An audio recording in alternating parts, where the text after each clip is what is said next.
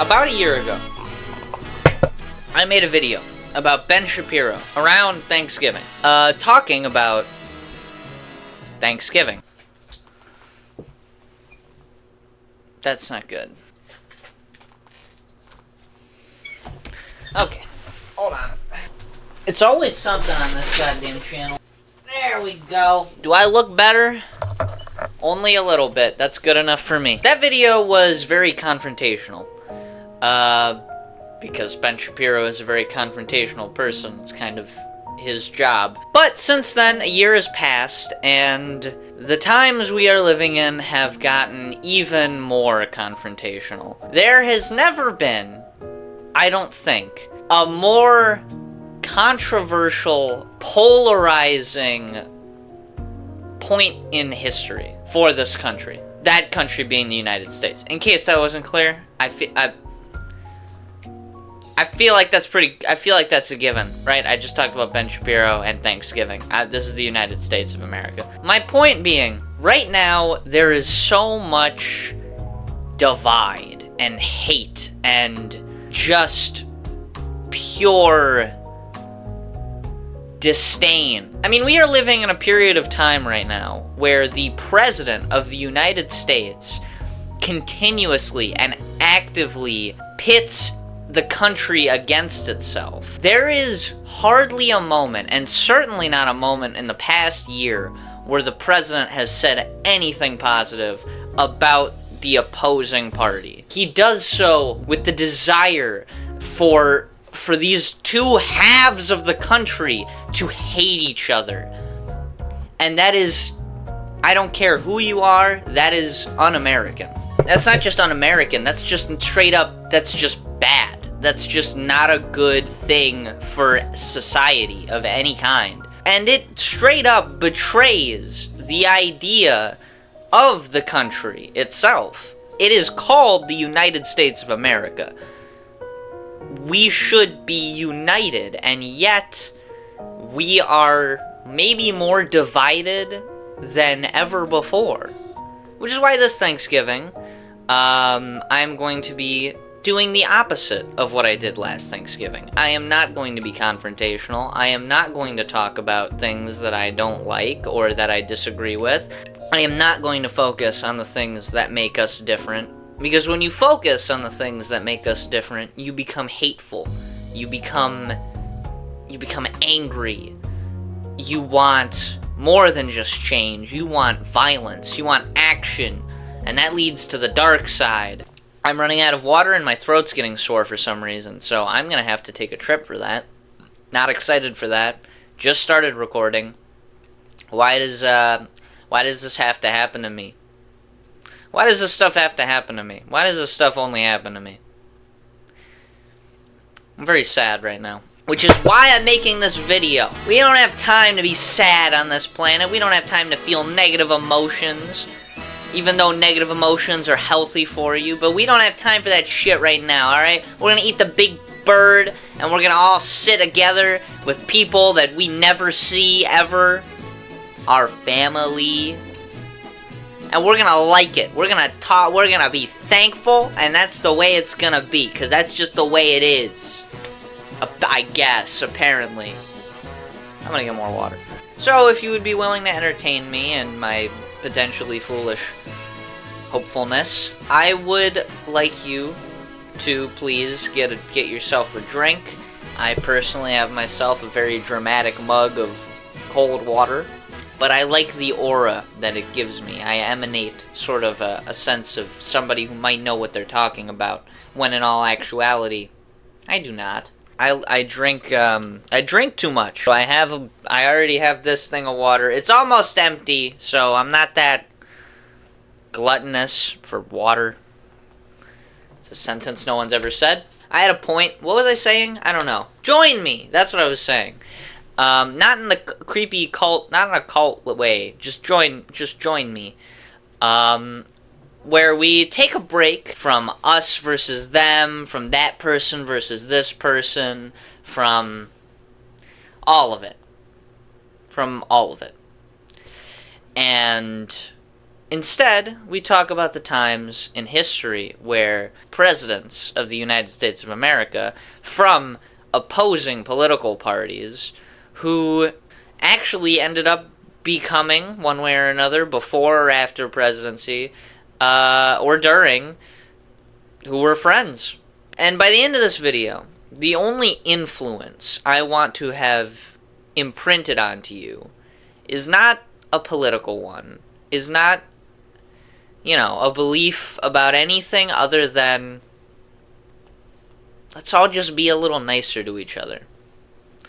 Let's all just be a little more understanding of each other, and maybe we'll come out of this whole life thing okay.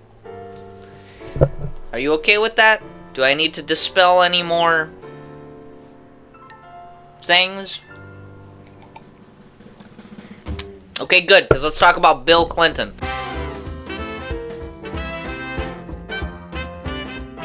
Bill Clinton and George H.W. Bush, specifically. Those two. So obviously, Bill Clinton, Democrat. I don't think I need to tell you that. I want you to listen to me. I'm going to say this again. I did not. And George H.W. Bush, who was Bush 41, the first one, not the recent one, the old one, the one who's dead. Somebody's got a frowny face. Republican president. Bush was president before Clinton. Two actually met each other when Bush was pushing a lot of national education policy. But fast forward to the end of Bush's presidency, and he's running for re-election. And apparently Bill Clinton did not agree with that. A lot of people didn't agree with that. Specifically, people who were upset about something that he said. Bush, you see, was coming right off of Ronald Reagan. It has famous trickle-down economics, which worked until it didn't. And he pushed Bush out into the spotlight as sort of, if you want more me, this is your guy. But as time went on, you see, Bush had made a promise when he was campaigning for his first term, which was, quote, "Read my lips, no new taxes." And do you want to know what there was? Do you want to know what there was? There was taxes. So, it wasn't exactly hard to see why maybe he didn't get reelected when he ran against Bill Clinton. And they campaigned against each other, the usual. Not anything bloodthirsty, but not anything necessarily nice. They both poked at each other. I mean, when you're campaigning against the guy who says, "Read my lips, no new taxes," it's kind of easy to poke at the guy, isn't it? But when it was time for Bush to leave and for Bill to enter the White House, he had a nice letter waiting for him in the Oval Office, as is tradition. And in that letter, Bush was very humble about it, about his defeat, about himself, and most importantly, made a point to emphasize how difficult the job is and how he hopes that Bill Clinton can do it justice. Quote, "Your success is our country's success." Later in Bill's presidency, the two ended up traveling together a lot, actually. Mainly because there was a bunch of crazy batshit weather storms that were happening in the southeast of the country. So Bush and Bill, that's funny. That sounds funny. I don't know why that sounds funny. Bush and Bill. That should be a sitcom. Make that. Cowards. So Bush and Bill would travel to, tsunami recovery efforts, and, Hurricane Katrina had just happened. Very humanitarian relief kind of efforts. And I guess the two must have really enjoyed each other's company, or at least Bush did, because apparently one day Bush just showed up in Bill Clinton's offices in Harlem, completely unannounced. And the funniest part of that to me is that he wasn't even there. Bill Clinton wasn't even there. Yeah, he was on a business trip when he showed up there. So I don't know if he knew that, or if he just was just like, this will be a cool prank. With Bill Clinton, you gotta do that. You gotta do this thing. Here's what's gonna happen. You gotta do this thing. You gotta sound like you're about to die. Because Bill Clinton always sounds like he's about to die. You gotta do this thing when you do Bill Clinton's voice. And you gotta do this thing where you're with your mouth where you look like you're about to tell a bad joke. And you gotta speak like you don't have any oxygen left. I'm gonna stop doing that. Nobody wants to hear that. I just alienated everyone who made it this far into the video. Sorry. Oh, but don't worry. Bush gets his comeuppance because Bill goes, well, you know, if you're gonna show up to my office unannounced while I'm not even in attendance, then I'm gonna do the same to you. Except I'm not gonna show up to your office. I'm gonna show up to your big compound where you live out in... What the it was some ridiculous name for a place. Kennebunkport. Kennebunkport. And he basically just hung out there for a weekend, like riding on boats and fishing and golfing and whatever the hell else you do at a compound. And, you know, obviously looking on it from a third-person perspective, I can't say for sure what allowed the two to become so close, but I think a lot of it had to do with sort of an equal respect for each other. I think they both had. I think in a lot of ways Bill probably respected Bush because he was so much older than him, and because he had actually been president. And I think generally they kind of both agreed that they wanted the best for the nation. You know, that neither of them wanted the other to fail. Which is certainly something I think we should be mindful of today, is that none of us should want somebody to fail at anything. And I think Bush had respect for Bill as well for stepping up and you know, running, and just the two of them exchanging that dynamic, you know? Like two ships parting in the ocean, one's coming this way and the other's just starting, you know? Like the Jack Black analogy. Almost like a fatherly kind of thing. In fact, H. Bush's son, George W. Bush, likened them to a father-son kind of dynamic. And speaking of him, Bill and him are good pals too. I don't think as close as H. Bush, but, you know, he's his son. So the two knew a lot of the same people. They were similar ages, you know, I mean, plus, how many other people are there that are president of the United States, right? It's kind of hard to talk about your experience and ask for advice on the matter when there's only ever single-digit amount of people on the planet at the same time as you usually that have had the same job, which is what Bush did. A lot of George W. Bush's presidency, he called Bill and, you know, asked him for advice.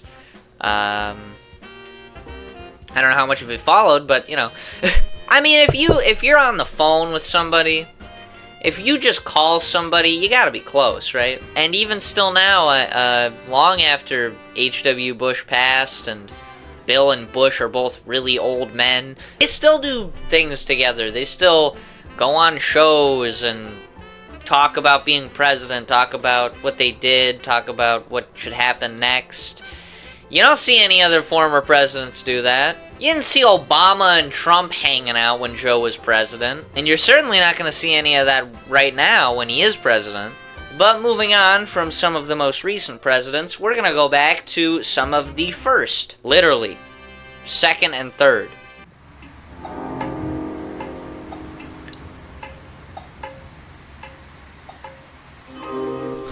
I want you to know, I am not this gluttonous. This is the second time, maybe even third, that I've grabbed a cookie while filming a video. I do not eat cookies, usually. Mainly because there are not usually cookies available to me to be eaten. But this just happens to be something I have access to while recording right now, today. So, just let me be me. Please. Let's talk about switching my tabs here. Hold on. No, I have to scroll up. Thomas Jefferson and John Adams. So these two guys have a long, interesting history. Now, these two enterprising young men didn't meet at the bar or, you know, at the park. Maybe they were at a bus stop together and they really liked each other. No. These two men met writing the Declaration of Independence. I mean, yeah, you probably knew that. But still, what kind of friendship starts with writing the Declaration of Independence? That's kind of a big deal, isn't it? Like, yeah, we met while I was penning the document that would be quoted to death here and back, hither and yon through the country's legacy, and would ultimately become one of the cornerstone pillars of democracy in the modern world. Yeah, we met doing that. Kind of crazy to think about. He also met a guy. I'm not even being specific. They both met a guy named Benjamin Franklin. He was there. They were just kind of chilling. I mean, literally, they were chilling. Adams and Franklin, they were just sitting there, and Jefferson was writing the whole thing. And every now and then, they'll be like, "Hey, you should put this in." There was also two other guys that nobody remembers. I'm not even gonna bother looking up their names. Put them on screen. They're those guys. They're not important. Forget about those guys. Fast forward way later, Thomas Jefferson, gets a DM from Benjamin Franklin. That's not what happened. That's what I like to believe happens, Maybe like a bird. And he's basically like, "Hey, you want to come hang out with me and John Adams in France for a year?" And he's like, "Sure, I guess. I got nothing else going on. My wife just died, and I'm sad." So the three of them are off. They go take a boat, I guess, to go hang out in France, and they just chill, basically. So after a year of just kind of dicking around in France, seeing the sights, talking to the people, probably indirectly inciting the French Revolution, if I had to guess. What are you gonna do? When everyone came back, the war had ended, the battle was won, and so after the war, I went back to New York. Everyone came back to the United States. John Adams became the vice president of George Washington, and Jefferson became the Secretary of State, to which he had a lot of disagreements, let's say, with the Treasurer Alexander Hamilton. I'm sure you've heard of him. I went back to New York. Yeah, the two didn't really like each other, did they? In fact, they got so pissed off at each other that they both became the head of two political parties. They were literally so pissed off at each other that they did the thing Washington said not to do. They both became the head of newly formed political parties. These being the Federalists and the Democratic Republicans. It's a very funny name for a party in retrospect. I mean, that's what it is. It's a democratic republic. And yet somehow we found a way to turn that into two things, I guess. So when Washington stepped down to go live in the woods or a log cabin or whatever, the election of 1796, I did have it there. Jefferson obviously ran because he was effectively the head of the Democratic Republican Party, but he did not run against Alexander Hamilton. Instead, he actually ran against John Adams. Yeah, that's right. John Adams is a Federalist. And because he had already been vice president, he was effectively the guy to run for the real thing. And so these two were not nice to each other when they ran for president. All that stuff in France where we were frolicking the field? No, none of that. We are bitter, sworn enemies, and I will insult you in the most childish ways possible. Despite Thomas Jefferson's best efforts and his best name-calling, John Adams did end up winning the presidency and became the second president of the United States of America. But Jefferson did become vice president because that's how we did it back in the day. Can you imagine that? Can you imagine a world today where the person who comes in second place becomes vice president with Hillary too. Kamala Harris as vice president? That's just funny, isn't it? That would be hours of entertainment. Or better yet, Joe Biden with Donald Trump as his vice president the term before. That would be something special. I would pay good money to see that sitcom. Like solid money. Like I have my wallet right here. I will show you the money I would pay. Anyways, Adams' presidency was one of significant less grace as Washington's was, mainly because he had a tendency to get rage baited and crash out, as the kids would say, to the point where he passed something called the Alien and Sedition Acts, which not only did it make immigrants have a tougher time being able to enter the country, but it also made it so that newspapers and other various media outlets of the time could not say anything bad about him anymore. Oh yeah. That was a big mistake. It's only like the First Amendment of the United States and everything. I'm sure people won't mind. It sucked. It sucked real bad. Nobody liked that. Everybody hated that, actually. Including Vice President Jefferson, who, I guess, secretly wrote something called the Kentucky Resolutions, because I guess he was hungry, which basically just kind of said and encouraged the nation to go, hey, listen, if the laws are dumb, we can just ignore them. And so they did. Anyway, that whole catastrophe basically destroyed any chance that John Adams was going to win the next election. So, come 1800, right? The election of 1800. Yes, I heard the Hamilton song. The election of 1800. Can we get back to politics? Please. Yeah. But in the end, it really comes down to the Democratic Republicans for who's going to be president, to which Jefferson gets stuck in a bit of a stalemate against this guy named Aaron Burr, who you might remember from that thing he does later. Anyway, he ends up winning, and when he wins, I think there's a part of him that kind of goes, hey, maybe that was a bit much. So he calls for unity in the nation. He calls it the Revolution of 1800 because it marks the first time that there is a peaceful transaction of power from one political party to the next in the presidency. Because George Washington didn't feel like registering because he thought political parties were dumb and stupid and bad and we'd all hate each other because of them. Why am I making this video, right? Quote, we are all Federalists. We are all Democratic Republicans. I got that in the wrong order. Quote, we are all Republicans. We are all Federalists. Anyway, 12 years go by since John and Jeff... No, doesn't have the same ring to it as Bush and Bill. As Jefferson and Adams, that's better. Anyway, 12 years go by since Thomas Jefferson and John Adams have spoken to each other.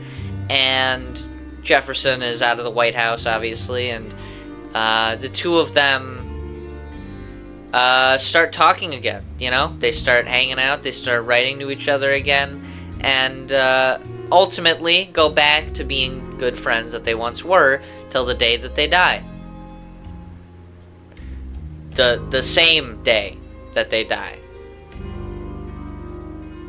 Which was also the 4th of July. And some of John Adams' last words were, Thomas Jefferson survives? Not knowing that Thomas Jefferson had died a couple hours before he did. So that's a little creepy. I'm not sure what that's supposed to mean. Thomas Jefferson survives? And on the 4th of July, out of all the days of the year to die, both of you die on the same 4th of July. What is that supposed to mean? What is that? What kind of parting words are those? Thomas Jefferson survives. Like, is he still out there? Is he still alive? Is he a zombie? Is he a ghost? Is he just haunting the nation? What is that? What do you mean Thomas Jefferson survives? I'll keep an eye out, I guess. I don't know. Whatever. Hello. This is... Don't ask where I am. I'm in the red... Don't ask why it's red. So, it's getting red. It's getting more red. So that's the video. don't mind why the camera is. This is just real quick. It's dark now. I gotta make this quick. That was the end of the video. It's green. I actually intended to make the video longer. I had the intent. It was my intention to talk about more presidents who are friends. I had 2 more pairs. You know, I ran out of time. I ran out of energy. I ran out of fucking patience. I'm running out of time. Not like in a. That sounds like a I'm running out of time, like kind of. I'm gonna die or something. No, I just ran out of time, and I want to get this out before Thanksgiving, or at least November. So, editing takes a while, and truth be told, I don't feel like editing this shit forever. And I recorded 2 other videos, and I gotta edit those too. So, yeah, it's just a mess. But hey, if you liked it, go ahead and like it. And if you hated it, then up yours, asshole.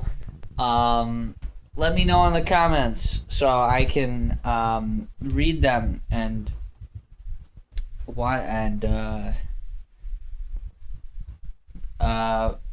feel a little bit worse.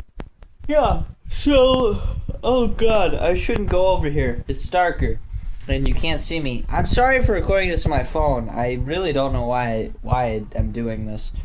I just want to get it over with. So, that's, if you want to see more, if you want to see me talk about the other 2 presidents, the other 4 presidents, but the other 2 pairs of presidents that I was going to talk about, let me know, or like the video, or do anything to let me know. I don't know. Just if the video does well, then I'll do more. I don't know. Fuck you. I'm sorry. That was mean. Yeah. Have a good time. Have a good time, everybody. That's my advice.